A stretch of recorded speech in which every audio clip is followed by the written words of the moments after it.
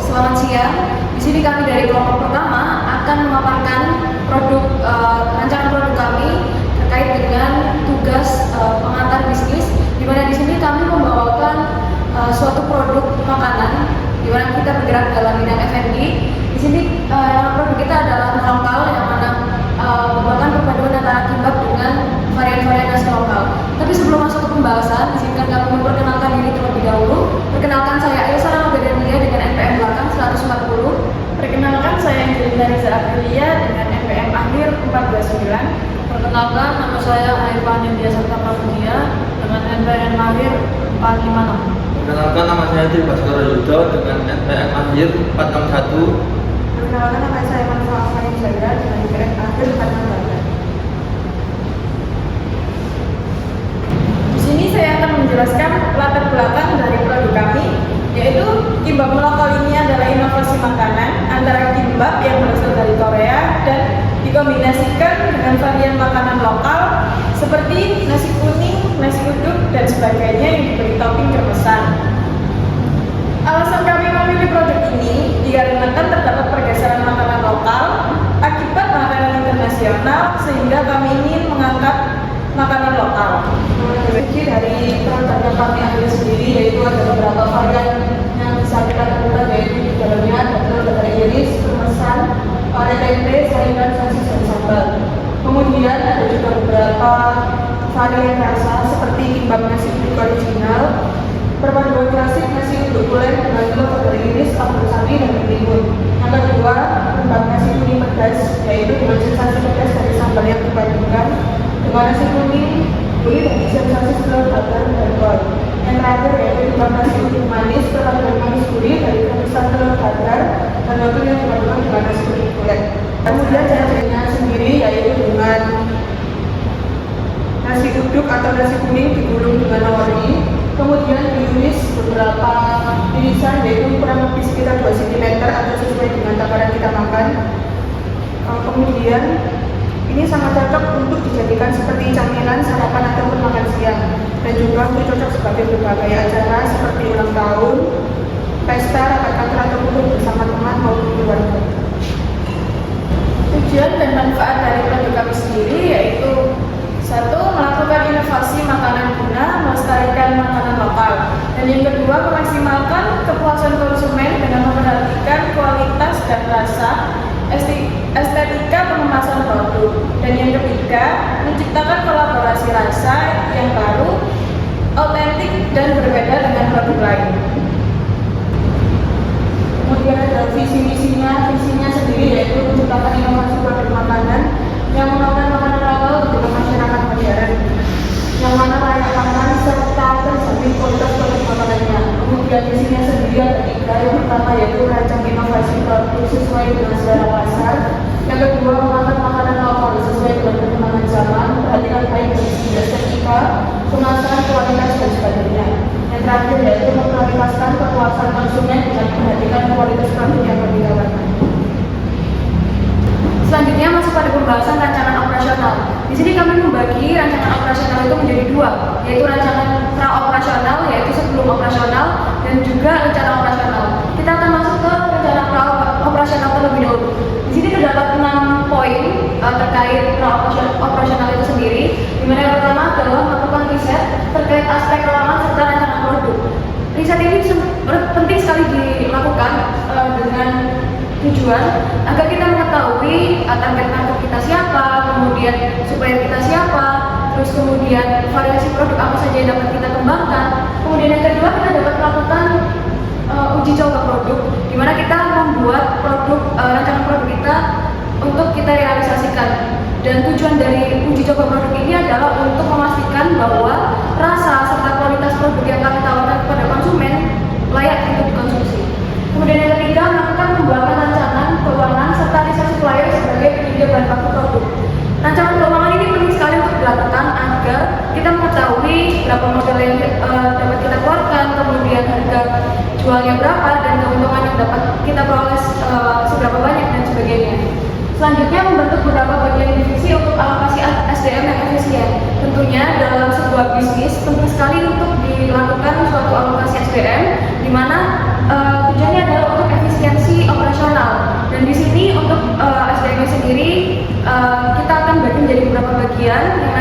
menjelaskan pada pembahasan selanjutnya. Kemudian di sini ada menyiapkan dokumentasi terkait produk untuk produksi konten marketing di sosial media. Di era teknologi yang semasif ini, di era sekarang ini, marketing atau pemasaran terkait produk dapat dilakukan melalui sosial media yang tentunya ini dapat lebih efisien untuk dilakukan sebagai usaha yang sebagai bisnis yang baru dirintis. Nah, untuk konten-konten itu sendiri nantinya kita akan mengupload ya pada sosial media milik usaha kita, yang mana kita akan sesuaikan konten-konten ini sesuai dengan target pasar kita supaya mereka tertarik untuk membeli dan mencoba produk kita. Kemudian menentukan standar kualitas produk dan standar operasional. Terkait standar kualitas produk dan standar operasional ini penting sekali dilakukan agar kita memiliki bare minimum atau standar minimum terkait kualitas yang produk dari produk yang kita tawarkan kepada konsumen. Boleh di next slide? Kemudian kita masuk pada rancangan operasional. Di sini ada 6 poin juga. Yang pertama, menggunakan sistem pre-order sehingga melakukan promosi atau pre-order kepada konsumen. Nah, mengapa kita memilih sistem pre-order? Karena cara ini sangat efisien, terbukti sangat efisien untuk bisnis yang baru dirintis seperti kami. Agar apa? Agar kita bisa mengira-ngira modal kita akan keluar seberapa banyak, kemudian untuk efisiensi dari SDM juga gitu. Jadi terkesan lebih efisien. Kemudian yang kedua, melakukan pembelian, pembaharan dan perawatan. Setelah kita melakukan promosi atau pre-order kepada konsumen, nanti akan masuk orderan-orderan yang masuk pada kita. Dan kemudian nanti akan kita eksekusi pada proses produksi seperti di poin nomor 4 ini. Nah, kemudian masuk ke melakukan proses listing konsumen. Tentunya nanti ketika ada orderan yang masuk, kita akan melakukan proses listing yang mana kita sesuaikan siapa konsumen mana yang membeli produk apa dan sebagainya. Kemudian di sini kita melakukan proses produksi, tentunya melakukan proses eksekusi dari pesanan yang dipesan oleh konsumen. Kemudian melakukan proses delivery atau cash on delivery. Kemudian aktif merancang dan membuat konten di sosial media untuk promosi.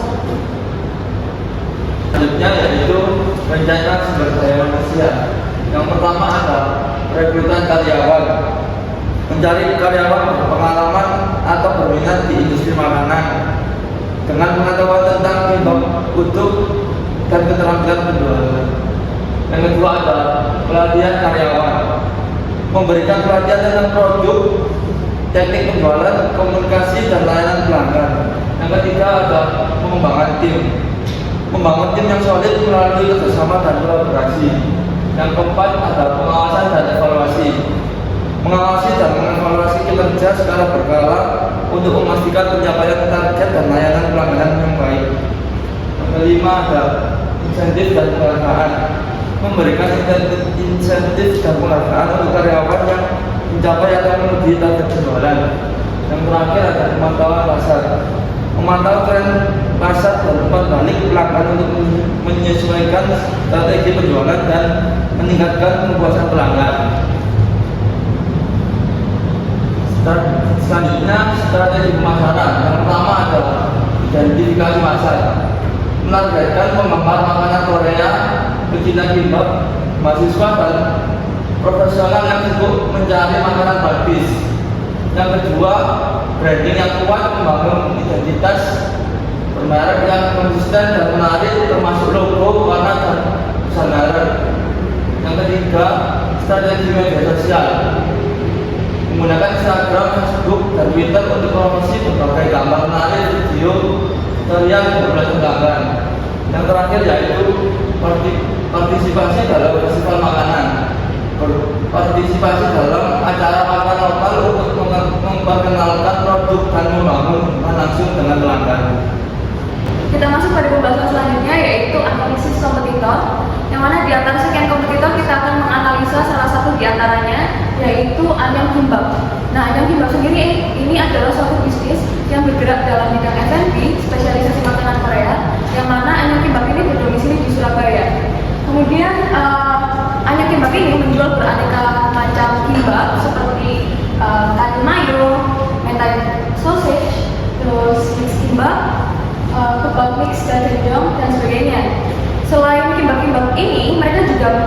menjual variasi makanan lain seperti spicy wings, kemudian odeng, terus kemudian mereka juga menjual paket-paket makanan seperti paket ulang tahun dan sebagainya. Kemudian Ayam Kimbap ini memasarkan produk yang mereka jual melalui Instagram milik mereka, Instagram perusahaan, Instagram bisnis mereka, yang mana mereka sudah memiliki sekitar 600 followers per 24 Mei hari ini. Kemudian mereka juga selain memasarkan produknya secara online, mereka juga memasarkan secara offline, yang mana seringkali mereka membuka stand-stand offline yang benar-benar menggait konsumen secara offline. Kemudian penetapan harga menu dari Ayam Kimbap sendiri ini cukup terjangkau, yaitu sekitar 17.000 hingga 20.000 ke atas.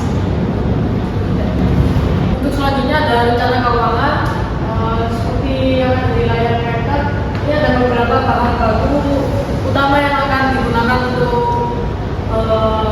makanan tersebut. Next. Untuk total biaya dari bahan baku biayanya ada 385.000. Yang kedua adalah kebutuhan modal. Untuk kebutuhan modal total biayanya sekitar 79.500. Untuk perhitungan total biaya, yaitu ada total biaya bahan baku 385 ditambah kebutuhan modal 79.500, totalnya ada 464.500. Terus selanjutnya ada perhitungan laba, yaitu untuk keuntungan perharinya dari 464.500 dibagi dalam 50 porsi, yaitu 9.290, dan kita mengambil untung 50% dengan total sekitar 13.935, atau kita bulatkan sebagai 14.000. Untuk perhitungan per biji kita ambil untuk dibagi 8 potong dalam satu hitungan, yaitu 9.290 dibagi 8, totalnya 1.161 atau sekitar 1.200. Untuk perhitungan biaya per bijinya kita ambil untuk 100% keuntungan, yaitu totalnya 2.400 atau sekitar 2.500 per biji. Untuk kesimpulannya, masyarakat kerap menggemari makanan internasional dibandingkan dengan makanan lokal. Makanan pun menggabungkan ide antara kimbap dengan cita rasa lokal seperti nasi uduk, nasi kuning, dan sebagainya. Hal ini ditunjukkan agar masyarakat tetap melestarikan makanan lokal serta menciptakan inovasi tersendiri dalam aspek tertentu. Sekian presentasi dari kami, kurang lebihnya kami ucapkan mohon maaf. Wassalamualaikum warahmatullahi wabarakatuh.